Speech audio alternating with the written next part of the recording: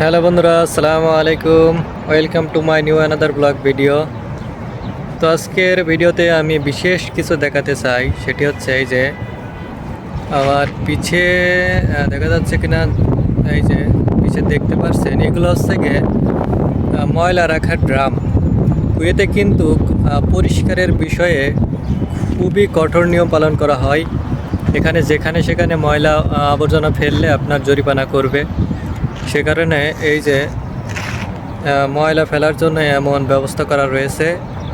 আপনার দোকান বা রেস্টুরেন্টের যে আবর্জনাগুলো, সেগুলো এনে আপনার এই ডাব্বার ভেতরে ফেলতে হবে। নয়তো যদি বলদিয়ারা দেখে যে আপনি ময়লাগুলো আপনার দোকান বা রেস্টুরেন্টের সামনেই ফেলে রেখেছেন, তাহলে তারা এসে আপনাকে জরিমানা করবে।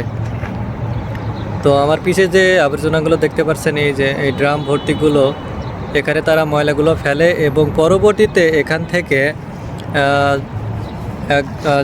যাদেরকে বলদিয়া বলে, তারা এসে মালগুলো নিয়ে যাবে।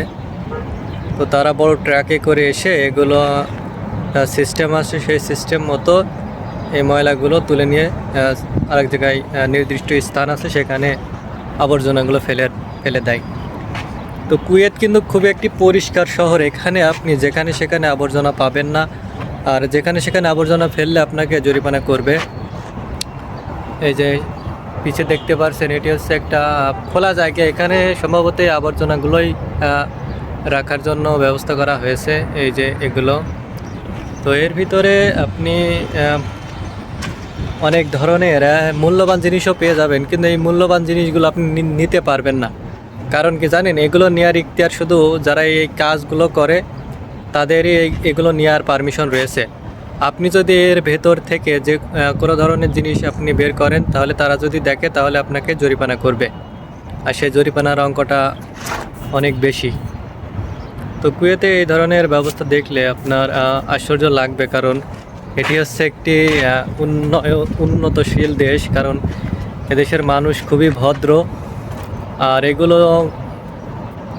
এই কাজগুলো আসলে বাঙালিরা বেশি করে। বাঙালিরা এখান থেকে অনেক কিছুই পায়, যেমন কার্টুন আছে, বিভিন্ন ধরনের প্লাস্টিক বোতল, আরও অনেক দামি জিনিস আছে, সেগুলো তারা এখান থেকে সংগ্রহ করে অন্য জায়গায় বিক্রি করে। যার কারণে বলদিয়াদের বেতন অনেক বেশি হয় আমাদের থেকে। আর এই কাজগুলো হয়তো অনেকটা ঘৃণার কাজ মনে হতে পারে, কিন্তু এই কাজগুলো কিন্তু অনেক বেতন রয়েছে, যার কারণে তারা করে। এটি হচ্ছে একটা মসজিদ, সরি,